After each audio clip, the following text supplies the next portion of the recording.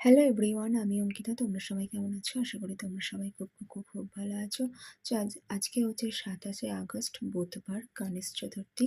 তো সকলকে জানাই গণেশ চতুর্থীর অনেক অনেক শুভেচ্ছা। তো সবাই বলো জয় গণেশ, জয় গণপতি বাপ্পা মোরিয়া।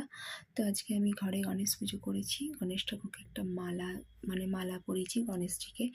আর আমি আমার যেমন পেরেছি মনের মতন করে পুজো করলাম। আর আজকে ভোগে দিয়েছিলাম মোদক, গণেশজির প্রিয় মোদক।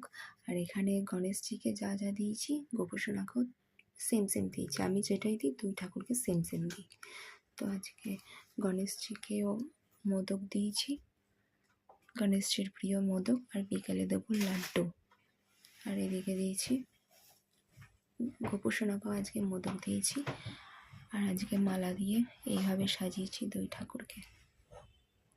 তো সবাই বলো গণপতি বাপ্পা মোরিয়া, মঙ্গলমূর্তি মোরিয়া। জয় গণেশ। শুভ গণেশ চতুর্থীর অনেক অনেক শুভেচ্ছা জানাই সকলকে। তো আমার ঘরে পুজো করা কমপ্লিট। আবার সন্ধ্যাবেলাতে আবার ঠাকুরকে সেবা দেবো। আজকে তো গণেশ চতুর্থী, সকলকে গণেশ চতুর্থীর আবারও অনেক অনেক শুভেচ্ছা জানাই। আমি ঠাকুরের সন্ধ্যের সেবা দেওয়া আমার হয়ে গেছে। তো আজকে সন্ধ্যের সেবাই দিলাম, আজকে গণেশ চতুর্থীর দিন সন্ধ্যের সেবাই ভগবানকে আজকে আমি দিলাম ভোগে লাড্ডু। গপুকেও আজকে লাড্ডু দিয়েছি।